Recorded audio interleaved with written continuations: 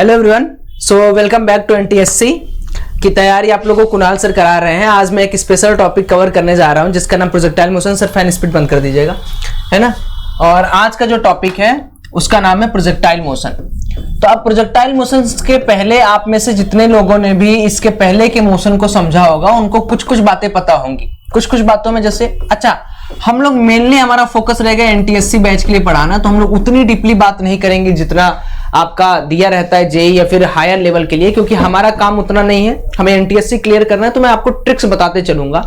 इसके पहले जब मैं आपको बताया था या पढ़ाया था तो कुणाल सर ने आपको ये बताया होगा कि मोशन इन 1D का क्या मतलब होता है और मोशन इन 2D का क्या मतलब होता है। जैसे अगर मैं आपसे ये सवाल करूं कि भाई प्रोजेक्टाइल मोशन आखिर किसका पार्ट है, 1D का या 2D का, तो आप कहोगे भैया प्रोजेक्टाइल मोशन का मतलब कि मान लीजिए मेरे पास ये ढक्कन है।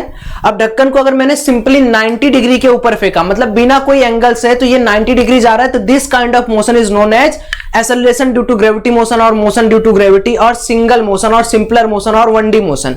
तो मैं बोल सकता हूं कि अगर चाहे एक्स एक्सिस में पूरी की पूरी बातें हो या फिर कोई वाई एक्सिस में पूरी की पूरी बातें हो, इस टाइप के मोशन को 1D मोशन कहते हैं।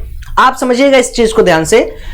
1D मोशन का मतलब हुआ, कई लोग बोलते हैं भैया 1D मतलब कि कोऑर्डिनेट एक्सिस का इन्वॉल्वमेंट नहीं है। ऐसा बिल्कुल सही बात नहीं है। कोऑर्डिनेट एक्सिस के इन्वॉल्वमेंट के बिना हम सारी चीजें थोड़ी कर सकते हैं। भाई एक रेफरेंस तो मानना पड़ेगा, क्योंकि फिजिक्स पूरा का पूरा रेफरेंस पर डिपेंड करता है। आपका रेफरेंस बदल गया, आपकी वैल्यू बदल जाएगी, आपका तरीका बदल जाएगा, आपका कैलकुलेशन बदल जाएगा, आपका मैनिपुलेशन बदल जाएगा, सब बदल जाएगा। तो मोशन इन 1D का मतलब कि भैया एक्स डायरेक्शन में सारा का सारा काम हो, या वाई में हो या जेड में हो, लेकिन सिर्फ एक में हो। अब 2D का मतलब क्या हुआ, अब इसी को देखिए आप। अब मैं इसको ना एंगल पे फेंक रहा हूं, तो देखो ये किधर कैसा बन रहा है। तो आपको एक लग रहा होगा कि यार ये ट्रेजेक्ट्री फॉलो कर रहा है, एक पैराबोलिक पाथ फॉलो कर रहा है। जैसे जो प्रोजेक्शन की यूनिट थी और जो गिरने की यूनिट थी, ये दोनों अलग अलग हैं। और जब किसी भी पॉइंट पर अगर मैं बोलूं कि मान लो मैं ढक्कन यहां से फेंक रहा हूं, ये ढक्कन ऐसे ऐसे ऐसे करके यहां ढक्कन गिरा, ये मेरा भेजने का समय था और ये मेरा गिरने का पॉइंट था, समय नहीं पॉइंट। तो मान लीजिए P है, ये Q है, तो ढक्कन किसी न किसी इंस्टेंट पर अगर मैं इसके पोजीशन वेक्टर को ड्रॉ करूंगा तो इसके पास x कोऑर्डिनेट भी होगा, y कोऑर्डिनेट भी होगा। और यही हमारा मेन उद्देश्य है, यही हमारा मेन मोटिव है कि आज हम ये कैलकुलेट करना चाहते हैं कि मोशन इन 2D यानी XY प्लेन भी हो सकता है, YZ प्लेन भी हो सकता है, ZX प्लेन भी हो सकता है, यानी किसी भी 2 डायमेंशनल मोशन के लिए, 2D मोशन के लिए लगाया जाने वाला जिस तरह का मोशन होता है उसको हम लोग प्रोजेक्टाइल मोशन कहते हैं। 3D मोशन भी आप पढ़ोगे, जैसे एक स्क्वायर बकेट किसी स्पेस में घूम रहा है, लेकिन वो ना तो आपके जेई के सिलेबस में है, ना आपके एनटीएससी के सिलेबस में है, ना आपके केवीपीआई के सिलेबस में, किसी भी एग्जाम में नहीं आता है। तो अभी तो आप क्लास 9-10 वाले बच्चे हो, तो आपके लिए तो काफी इजी चीजें हैं। चलिए, तो हम लोग सबसे पहले बात कर लेते हैं कि स्टार्टिंग ऑफ प्रोजेक्टाइल मोशन, यानी आप डालो बेसिक थ्योरी क्या है प्रोजेक्टाइल मोशन की, प्रोजेक्टाइल मोशन को सबसे पहले कैसे समझा जाएगा। तो कभी भी अगर प्रोजेक्टाइल मोशन हमें समझना है, सबसे पहले बेटा हमें अपना एक्सिस रेफरेंस मानना पड़ेगा, यानी एक्स और वाई एक्सिस। अब मैं फिर से आपसे वो सवाल कर रहा हूं, प्रोजेक्टाइल मोशन क्या है? 2D मोशन है भैया। तो कोई भी बॉल मान लीजिए इस इनिशियल पॉइंट O से हमने प्रोजेक्ट कर दिया, तो किसी u स्पीड से हम प्रोजेक्ट इसको करेंगे। ध्यान से समझते चलिएगा। तो अगर हम किसी बॉल को प्रोजेक्ट करेंगे तो इसका पाथ इस तरह होगा और ये इस तरह का पैराबोलिक पाथ फॉलो करते करते नीचे गिर जाएगा। अच्छा यार, ये नहीं समझ में आ रहा है कि सौरभ भैया ये बताइए पैराबोलिक पाथ फॉलो ही क्यों किया? क्योंकि धरती मैया हम हमेशा सबको खींच रही हैं। mg का जो डाउनवर्ड फोर्स है सेंटर की तरफ, हम अर्थ के सरफेस पर रहते हैं, अंदर नहीं रहते। अंदर रहोगे मर जाओगे, बहुत ज्यादा हीट होता है। तो हमें हर वक्त हर पॉइंट पर आप देखोगे इधर भी mg हर पॉइंट पे खींच रहा है। तो पक्की बात है एक नियमित समय के अंतराल में ये बॉडी कहीं पे डिस्प्लेस्ड होकर गिर जाएगी। अच्छा, अब इस चीज को हम लोग अगर ध्यान से समझे तो प्रोजेक्टाइल मोशन तभी पॉसिबल है जब हमने किसी एंगल थीटा पर इसको फेंका। अगर यही थीटा हम 90 डिग्री कर दें, सोचिए आपने बॉल यहां पे फोका, वो नीचे आके ड्रॉप हो जाएगा पोजीशन पे, तो ये प्रोजेक्टाइल मोशन का केस नहीं है, प्रोजेक्टाइल मोशन का केस नहीं है, क्योंकि 1D मोशन हो जाएगा। अब मान लीजिए कोई चढ़ गया किसी भी टॉल हाइट बिल्डिंग पर, ये बिल्डिंग है मान लीजिए H हाइट पर। अब बिल्डिंग के ऊपर से किसी ने बॉल को इस तरह थ्रो कर दिया यार, तब भी तो बॉल ऐसे ऐसे अंडर इन्फ्लुएंस गिर जाएगी। तो this is also a projectile motion, this is also projectile motion. अब कोई मन किया कि कोई ट्रेंगुलर यानी इंक्लाइन वेज पर चल गया जिसकी इंक्लेशन अल्फा है। अब यहां से किसी ने बॉल फेंका तो दोस्त ये भी गिरेगा, तो इस तरह का मोशन फॉलो करेगा। यानी हमारी जो पैराबोलिक पाथ है और हमारा जो 2D कंडीशन है वो फुलफिलमेंट हो जाए, फिर प्रोजेक्टाइल मोशन कहने में कोई आशंका नहीं है, कोई दिक्कत नहीं है। अब यही सेम कंडीशन ऐसे भी हो सकती है कि हम जैसे नीचे से बॉल को कोई ऊपर फेंके तब भी ये प्रोजेक्टाइल मोशन है। जैसे एरोप्लेन आपने देखा है, जहां बाढ़ आ जाता है, बाढ़ वाले इलाकों पे, तो एरोप्लेन के माध्यम से आपको, जहाज के माध्यम से, हेलीकॉप्टर, एरोप्लेन नहीं, हेलीकॉप्टर के माध्यम से आप तक सामान पहुंचाया जाता है। तो जैसे मान लो ये पूरा पानी से भरा हुआ पाथ है और यहां पर कोई आदमी खड़ा हुआ है जिसको वो चाहिए, पैकेट चाहिए जिसमें खाना होना है, तो हेलीकॉप्टर वाले यहां पर रहेंगे और यहां पर आपको इस तरह फेंकेंगे कि वो आपके पास जाके गिरेगा। अगर थोड़ा बहुत भी एंगल का इधर उधर हुआ तो ये पार्टिकल या ये पैकेट पानी में गिर जाएगा। तो ओवरऑल प्रोजेक्टाइल मोशन की फील आपको आ गई होगी जहां तक मैं समझ पा रहा हूं। अब प्रोजेक्टाइल मोशन के अंदर काफी सारी चीजें हैं जिनको हम लोग समझते हैं। तो starting with very first topic, that is horizontal projectile motion. Horizontal projectile motion किस तरह का मोशन होता है? जो जमीन पर फेंका जाता है किसी एंगल से, और यही सबसे इंपॉर्टेंट है, आपके एग्जाम में आता है। तो इसकी पूरी डिटेल डिस्कशन हम आपको करा दे रहे हैं। ध्यान से देखिए, ये हमारा हॉरिजॉन्टल है बाबू, ठीक है। इसी हॉरिजॉन्टल प्लेन को हम एक्स एक्सिस ट्रीट करेंगे, इस वाले पॉइंट को हम लोग वाई एक्सिस ट्रीट करेंगे। कोई दिक्कत, कोई परेशानी नहीं होनी चाहिए। अब यहां से हम लोग किसी भी पार्टिकल को यू वेलोसिटी देके फेंक रहे हैं और यहां पर हम लोग कोई एंगल थीटा देंगे। मैं बार बार आपको कह रहा हूं कि इस चीज को आप समझें। एनटीएससी का एग्जाम आपका प्रथम स्टेप है, आपका ब्रिजिंग कोर्स है। अगर आज आपने पढ़ने की क्षमता डाल लिया, आपको ज्यादा नहीं पढ़ना है कि नहीं 10-10 घंटे 12-12 घंटे पढ़ने, क्योंकि 9th-10th एक मजे वाला फेज होता है। और अगर आपने 9th-10th बहुत अच्छी तरीके से कर लिया, फिर 11th का आपका जब स्टेपिंग होगा, आप अपने आप को यह महसूस करोगे कि मैं सबसे आगे हूं। एक्चुअल में आप में से जितने लोग एनटीएससी की तैयारी कर रहे हैं, यू आर वेरी फॉर्चुनेट। आपका किस्मत अच्छा है कि आप एनटीएससी की तैयारी के पीछे भागे हो। अब चाहे जिस भी वजह से, हो सकता है आपको किशन सर, कुणाल सर ने आपको मोटिवेट किया होगा एनटीएससी पढ़ने के लिए, हो सकता है चैनल पे आपको वीडियो अच्छी खासी दिख रही होंगी तब आप पढ़ रहे हो। मे भी आपके पिताजी, आपके माताजी ने बोला होगा, क्योंकि हम लोग के समय हम लोगों ने ये गलती किया था, 9th-10th सिर्फ मजे में गुजार दिया था। क्योंकि 10th के बाद जो 11th का सफर है वो इतना गंदा है कि अगर आप थोड़ा सा समझे नहीं हो, आप सस्टेन नहीं कर पाओगे। ये सबसे बड़ी बात है। तो मैं आपसे यही चीज बोल रहा हूं कि जैसे मान लीजिए बॉल प्रोजेक्ट किया, तो ये क्या करेगा? ये इस तरह प्रोजेक्टाइल मोशन फॉलो करते करते करते करते करते करते यहां गिरेगा। प्यारे बच्चों, अब कुछ टर्म्स हैं जिनको आप ध्यान से समझोगे, मजा आ जाएगा। देखिए, ये पॉइंट नंबर O है, ये पॉइंट नंबर D मान लेते हैं। D is the destination point. So from this position to destination position, इस टर्म को हम लोग बोलते हैं प्यारे बच्चों रेंज।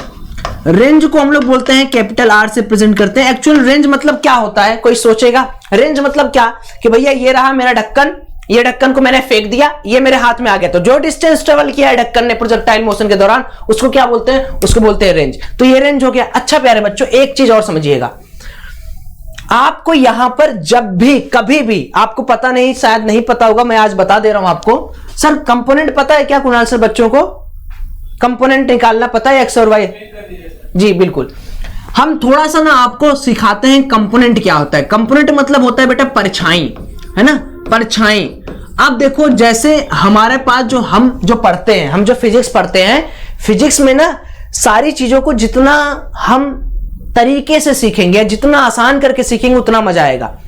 तो आपने कभी ना कभी परछाई का रूप सुना होगा कि मान लीजिए आपका 2 एक्सिस है, this is your x axis and this is your y axis. अब मान लीजिए वेलोसिटी इधर है, तो याद रखो जब आप 11th में स्टेप अप करोगे तो आपको स्केलर और वेक्टर का कुछ टर्म आएगा। स्केलर वो क्वांटिटीज होती हैं जिनके पास जैसे डायमेंशन है, जैसे 5 रुपया दे दो, 10 रुपया दे दो, या 5 दे दो, 10 दे दो। अब आप दूध वाले के पास जाओगे, आप उसे कहोगे 5 दे दो, वो कहेगा रुपया मांग रहा है कि दूध मांग रहा है, क्या मांग रहा है? तो जब तक कोई भी फिजिकल क्वांटिटी, अब जैसे डिस्टेंस है, डिस्टेंस मैंने बोला कि राम 5 किलोमीटर चला गया। अब राम किधर 5 किलोमीटर गया, वो मेरी स्केलर क्वांटिटी होगी, मतलब मुझे सिर्फ मैग्नीट्यूड पता है। अब मैंने बोला राम 5 किलोमीटर ईस्ट की तरफ चला गया। अब मैंने उस 5 किलोमीटर के साथ ईस्ट लगाकर उसको फिक्स कर दिया, यानी इसके पास डायरेक्शन भी है, मैग्नीट्यूड भी है। That quantity is known as vector quantity. तब जब भी कोई भी क्वांटिटी होती है वेक्टर क्वांटिटी, अगर वो x और y कोऑर्डिनेट में है, इट मींस इसके दो कंपोनेंट गिरते हैं। जब आप कोई भी थीटा वाले के साथ कंपोनेंट लेते हैं, जो देखो जो बेस आपका थीटा से टच है, उधर की परछाई हमेशा कॉस कंपोनेंट होती है। जो आपका थीटा से नहीं टर्म है वो साइन। तो we can say that this will be what, v का cos theta and this will be what, v का sin थीटा। सो ये परछाई ही है, आप ऐसा समझो ये कंपोनेंट है। फिर से मैं रिपीट कर रहा हूं बेटा, अगर ये थीटा यहां पर रहता तो ये वाला उसका परछाई हो जाता, टचिंग परछाई, तो v का cos थीटा ये हो जाता। एक चीज याद रखना, परछाई जिधर टच करते हुए रहेगा वो v cos थीटा रहेगा, जिधर नहीं वो v sin थीटा रहेगा। समझ गए? तो क्या यहां भी सेम तरीका है भैया? क्या यहां भी हम लोग सेम तरीके से चीजें अप्रोच कर सकते हैं? बिल्कुल कर सकते हैं। ये वाला कंपोनेंट देखिए क्या हो जाएगा, v का sin थीटा। ये वाला कंपोनेंट क्या हो जाएगा, v का cos थीटा, क्योंकि ये दोनों जुड़ेगा तभी v आएगा। ये v है मान लीजिए। अब सोचिए, अब जरा सोचिए अपने अंदर कि क्या क्या चीजें अब आपको पता चल गई हैं। हमें रेंज के बारे में पता चल गया है, हमें कंपोनेंट के बारे में पता चला। अब प्रोजेक्टाइल मोशन के अंदर एक बहुत सिंपल चीज मैं बताने वाला है, इसको आप नोट करके लिख लेंगे। ये आपके एनटीएससी में कई बार पूछा हुआ है, इसलिए आप लिख लें, during projectile motion only vertical component keeps changing. Vertical component keeps changing. ऐसा क्यों, मैं अभी आपको बताता हूं। कीप्स चेंजिंग ऐसा क्यों? क्योंकि भैया जी एक बात बताइए, बेस पे कोई ग्रेविटी चाचा है क्या? नहीं है। ऊपर है? हाँ भैया, हर पॉइंट पे GT GT GT GT GT GT लग रहा है। सिंपल बात है, बहुत अच्छी बात है, आपने इसे नोट कर लिया। तो यानी u cos थीटा, और वी कैन से दैट कि u, ये u बोल दो ना, क्योंकि v बोलते बोलते आदत नहीं है, तो इसको u sin थीटा बोल दीजिए, क्योंकि इनिशियली है, तो बाद में जब हम लोग इक्वेशन लिखेंगे तो आपको डिस्टर्बेंस नहीं होगा। u cos थीटा और vx component for horizontal component keep remains same throughout the motion, remains same throughout the motion. Yes, so we can say that, हम कह सकते हैं कि बंधु अब केवल u sin थीटा वाला कंपोनेंट चेंज होगा, u cos थीटा वाला नहीं। अब आप मुझे बताओ, आप थोड़ा प्रोजेक्टाइल का फील करो, क्या ये जो बॉडी है हर वक्त यहां पर कुछ vy अलग होगा, यहां पर vy अलग होगा, यहां पर ui अलग होगा, यहां पर ui अलग होगा, ऐसा कुछ आपको समझ में आ रहा है? आ रहा है? क्योंकि देखो इस डायरेक्शन में एक्सेलरेशन कुछ नहीं है, ax = 0 है, लेकिन इस डायरेक्शन में ay की वैल्यू हमेशा g निगेटिव है या g डाउनवर्ड है। क्यों? क्योंकि एक्सेलरेशन ड्यू टू ग्रेविटी तो ऊपर वाले पे लगती, नीचे वाले पे कोई जमीन पे बैठा हुआ है उसके ऊपर क्या ग्रेविटी या क्या उनसा इफेक्ट, क्योंकि ये तो चेंज हो नहीं रहा है, इसका पोजीशन चेंज हो रहा है। तो हम बोल सकते हैं कि प्यारे भाई एक पॉइंट ऐसा आता है जिस पॉइंट पर वर्टिकल कंपोनेंट की वेलोसिटी 0 होती है, यानी uy = 0, और जो पॉइंट पे वर्टिकल कंपोनेंट 0 होता है वो पॉइंट होता है मैक्सिमम हाइट, जिसको hmax के रूप से रिप्रेजेंट करते हैं। फ्रॉम बेस टू hmax चढ़ने वाले को बोलते हैं टाइम ऑफ एसेंट। चढ़ना मतलब ascent t1। From hmax to destination point इसको बोलते हैं टाइम ऑफ डिसेंट, इसको बोलते हैं गिरना, टाइम ऑफ डिसेंट। इसकी वैल्यू होती है t2, इसकी वैल्यू होती है t1। और प्यारे बच्चों अगर आपको ये दिख रहा है कि भैया जी सिमेट्री फॉलो हो रहा है, सो आप कह सकते हो t1 = t2, यानी time of ascent should be equal to time of descent. Now one more thing, अब मैंने यहां तक की चीजें आपको बता दी, अब आपके दिमाग में कुछ कुछ चीजें चल रही होंगी कि सौरभ भैया ये बताइए, टाइम ऑफ एसेंट और टाइम ऑफ डिसेंट तो आपने बता दिया, यहां से यहां तक का कंप्लीट टाइम कौन बताएगा? तो मैं आपसे एक चीज बोल रहा हूं, कंप्लीट टाइम मतलब total time of flight. So total time of flight क्या होता है? टोटल टाइम ऑफ फ्लाइट होता है किसी एक का दुगना कर लीजिए, यानी t1 और t2 को जोड़ दीजिए। भाई t1 और t2 को अगर हम जोड़ दें, या फिर हम ऐसे लिख दें 2 टाइम्स ऑफ t1, तब भी तो आ जाएगा। t1 निकालना, t1 की वैल्यू कैसे निकलेगी? हमें पता है v = u + at होता है, तो v का मतलब क्या हो गया? हमें v यानी u का sin थीटा = a का मतलब g हो गया, और टाइम का मतलब t1 हो गया। तो t1 की वैल्यू क्या हो गई? u sin theta / g, u sin theta / g। अब इसी को हम लोग यहां पर अगर पुट कर दे तो टोटल टाइम ऑफ फ्लाइट कितना हो गया 2u sin थीटा बाई जी। ये पहला फॉर्मूला आपको याद रखना है कि टोटल टाइम ऑफ फ्लाइट कितना होता है 2u sin theta by g. ठीक है, अब इसी तरह से आपके 3 फॉर्मूले बनेंगे, एक तो टोटल टाइम ऑफ फ्लाइट का, फिर मैक्सिमम हाइट का, फिर रेंज का। तो हम लोग तीनों बारी बारी करके देखते हैं किस किस तरह का हम फॉर्मूला निकालेंगे। पिछली वाले केस में देखिए, अब यहां पर कोई भी पॉइंट रहता है तो मैं आपको जनरली लिखवा दे रहा हूं, आपके अंदर डेरिवेशंस नहीं है, आपको डिराइव नहीं करना है। अगर मान लीजिए हम प्रोजेक्टाइल मोशन के किसी भी पॉइंट पर जाके एक कोऑर्डिनेट मानते हैं p equal to x, y। कभी कभार आपसे ना ट्रेजेक्टरी का इक्वेशन पूछा जाता है। ट्रेजेक्टरी का इक्वेशन होता है y इक्वल to x tan theta minus g x square by 2u square cos square theta, और रेंज के फॉर्म में x into tan theta 1 minus x by R. ये 2 फॉर्मूले आप याद रखिएगा, इनका मैं मकसद आपको बता दे रहा हूं। जैसे मान लो कभी प्रोजेक्टाइल मोशन आपको दे दिया और आपको पता नहीं है कि किस पॉइंट पर क्या हो रहा है, लेकिन आप ये देख पा रहे हो कि भैया हमें x, y यानी ये जो लेंथ है x और ये जो हाइट है y आपको पता है, तो आप इस इक्वेशन में रख के सारी चीजें ज्ञात कर सकते हो। अब इन इक्वेशन का धीरे धीरे आपको यूज करना सिखाया जाएगा। जब कुणाल सर इसका प्रॉब्लम प्रैक्टिस कराएंगे तो मैं उनसे कहूंगा कि इक्वेशन ऑफ ट्रेजेक्टरी पे आपको 1-2 सवाल करा दें। ठीक है, तो फिलहाल के लिए यहां तक का चीज हम देख लेते हैं, टाइम ऑफ फ्लाइट, उसके बाद रेंज और उसके बाद हाइट के बारे में हम लोग बात करें। सो फॉर मैक्सिमम हाइट जैसे हम लोगों ने अभी तक किया है सेम वही करेंगे। मैक्सिमम हाइट क्या है, h मैक्स है। अब मैक्सिमम हाइट का फॉर्मूला आप लिख लें, क्योंकि यही आपको आएगा u square sine square theta by 2g, है ना, क्योंकि मैक्सिमम हाइट का ही आपको सिर्फ और सिर्फ पूछता है, कोई बहुत नई नई चीजें आपसे नहीं पूछी जाएगी एग्जाम में। और यहां पर एक और लास्ट फॉर्मूला बचता है रेंज। रेंज को हम लोग r से रिप्रेजेंट करते हैं। रेंज का मतलब क्या होता है, डिस्टेंस है स्पीड इनटू टाइम। तो u cos थीटा का मल्टीप्लाई अगर आप कर देंगे इसके साथ 2u sin थीटा बाई जी के, तब आपके पास ये आ जाएगा 2u square cos theta sin theta by g. ठीक है, तो ये फॉर्मूले जो आपके लिए हैं ये काफी इंपॉर्टेंट है। इन फॉर्मूले को आप देख लीजिए, इन फॉर्मूलेस को आप कर लीजिए, है ना। तो मैं एक प्रॉब्लम आपको प्रोजेक्टाइल मोशन का करा दे रहा हूं जिसमें इक्वेशन ऑफ ट्रेजेक्टरी है ना, जो कि आप देख लें और अपने कॉपी पे नोट कर लें। चलिए प्रॉब्लम की तरफ चलते हैं। सो अब ये क्वेश्चन आपके पीछे लिखा हुआ है, आप इसे ध्यान से समझिए। इसमें बोला गया है कि Marshall throws a ball at angle 60 degree. अब मान लीजिए मार्शल जो है वो, मार्शल गाड़ी वाला नहीं, लड़के का नाम है, 60 डिग्री पे भेजा है ना, यू से। अब ये बोल रहा है कि 6 मीटर पर सेकेंड से ट्रेवल कर रहा है and Steve catches after 4 second. तो भाई स्टीव यहां कहीं खड़ा होगा, स्टीव ने 4 सेकेंड बाद इसको कैच कर लिया है और इसकी वेलोसिटी 6 मीटर पर सेकेंड दे रखी है। आपको वर्टिकल डिस्टेंस कवर करना, वर्टिकल डिस्टेंस आपको बताना है। यानी आप अगर समझे कि मैं मान लेता हूं कि किसी भी पॉइंट पर इसने आके इसको पकड़ लिया जिसका कोऑर्डिनेट x, y है प्यारे बच्चों, तो आपको अच्छी तरह समझ में आ जाएगा। पकड़ा होगा तो भैया एकदम नीचे पकड़ा होगा, यानी रेंज जो होगा इसका यही, अच्छा हवा में नहीं खड़ा होगा स्टीव, रेंज पे ही खड़ा होगा। तो यहां से हम मान लेते हैं इसका जो कोऑर्डिनेट है वो x, y है, तो y क्या होगा, वही वर्टिकल रेंज हमें फाइंड आउट करना है। हमें पता है y इक्वल टू होता है x tan theta minus g x square by 2u square cos square theta. ये फॉर्मूला कितने लोगों को पता है भाई, फटाफट बताओ। बहुत बढ़िया, ठीक है। तो अब हमें सबसे पहले इस रेंज के बारे में कैलकुलेट करना है, यानी इस x के बारे में कैलकुलेट करना है। तो मान लेते हैं रेंज x0 है, x0 की वैल्यू क्या आएगी, v0 इंटू टी। v0 पहले दे रखा है आपको 6 और 4, तो 6 गुणे 4 यानी 24 मीटर, ये हो गया मेरे पास x0।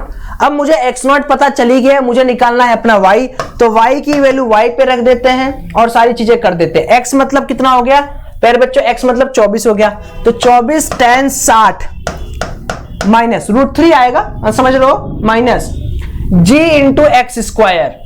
तो g फॉर 9.8 या 10 भी आप रख सकते हो, 24 का स्क्वायर बटे 2 इंटू 6 का square into cos square 60 degree. जब आप इसे सॉल्व करोगे तो y की वैल्यू आपके पास मिलेगी, वो मिलेगी 272.02 मीटर। ये इसकी खूबसूरती है प्रोजेक्टाइल मोशन की। जब भी आप ट्रेजेक्टरी वाली इक्वेशन सॉल्व करोगे तो आप ऐसे इसको चटका सकते हो। किसी को कोई दिक्कत होगा, let's ask in the comment section. Hope करता हूं प्रोजेक्टाइल मोशन का बेसिक समझ में आया होगा।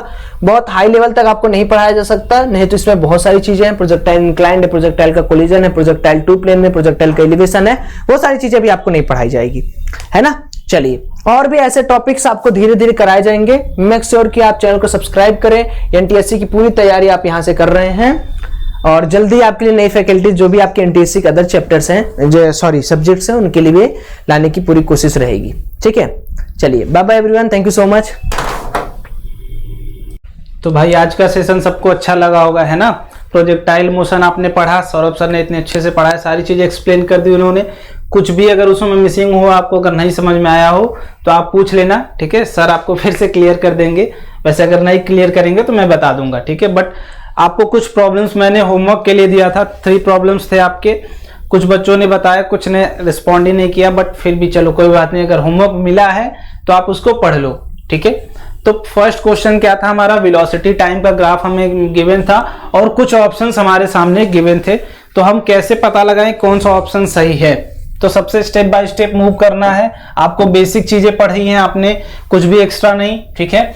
आपको वेलोसिटी और टाइम का ग्राफ अगर गिवन है, अगर आपको चाहिए एक्सेलरेशन, ठीक है, आप पहले ऑप्शंस की तरफ जाया करो। सिंपल सी बात है कि ऑप्शन की तरफ हमें चलना है। ऑप्शन में पूछा क्या गया है, एक्सेलरेशन।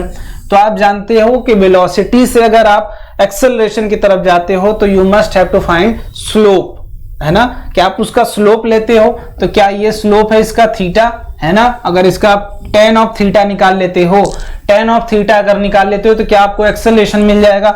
एक्सेलरेशन क्या होता है भाई, dv/dt, ठीक है। और ये होता क्या है, tan ऑफ थीटा, ठीक है। अगर vt का ग्राफ है तो tan ऑफ थीटा अगर आप निकाल लेते हो तो आपने अगर ट्रिग्नोमेट्री थोड़ी सी पढ़ी होगी तो आप जानते हो कि परपेंडिकुलर अपॉन बेस क्या होता है आपके लिए, वही होता है भैया हमारा tan थीटा। तो हम tan थीटा क्या बोलेंगे, 4.6/2, ठीक है। अगर आप स्लोप ले रहे हो तो स्लोप अभी आपका पॉजिटिव है, मतलब 90 से कम है ना।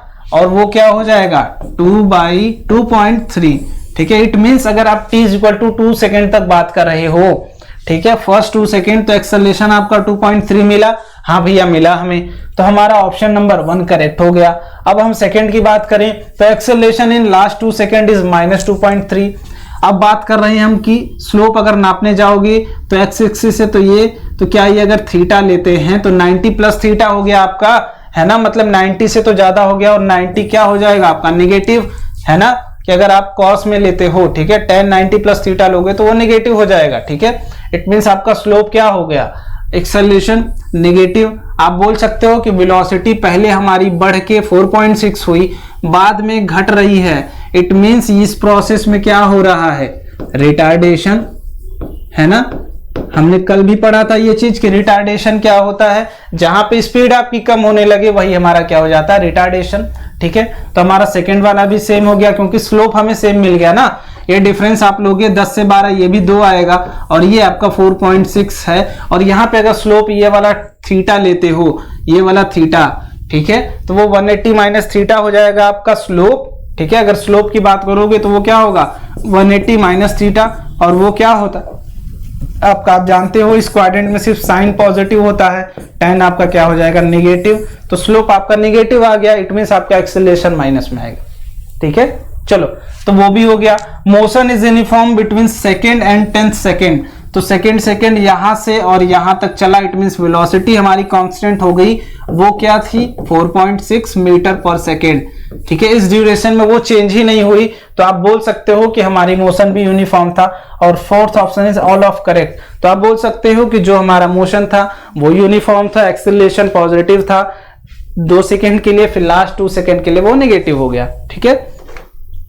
चलो, पहली प्रॉब्लम समझ में आ गई। अब दूसरी प्रॉब्लम मैंने एक दिया था, सिंपल था, काफी सिंपल था, ठीक है, कि a car can accelerate at a = 3.2 metre per second square.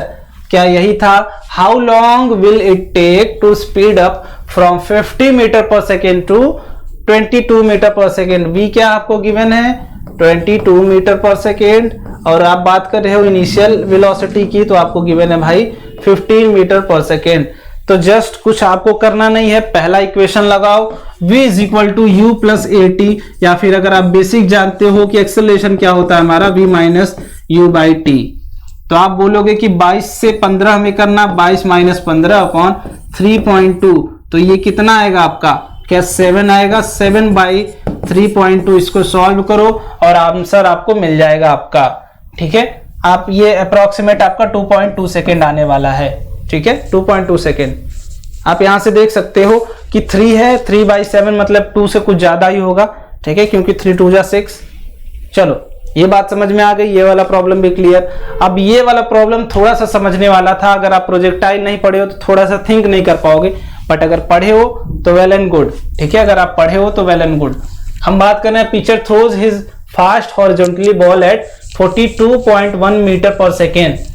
How far does it drop before crossing the plate 18.3 metres away. ठीक है, तो इस क्वेश्चन को दो तरीके से आप समझो कि मान लो आपने कोई एक बॉल फेंकी v वेलोसिटी से और यहां से कुछ आपका 18.3 मीटर आप बाद एक कुछ बॉडी रखा है आपने। ठीक है, तो आप बात कर रहे हो कि ऊपर से एक बॉडी नीचे की तरफ भी आ रही है, एक बॉडी मोशन कर रही है इधर भी।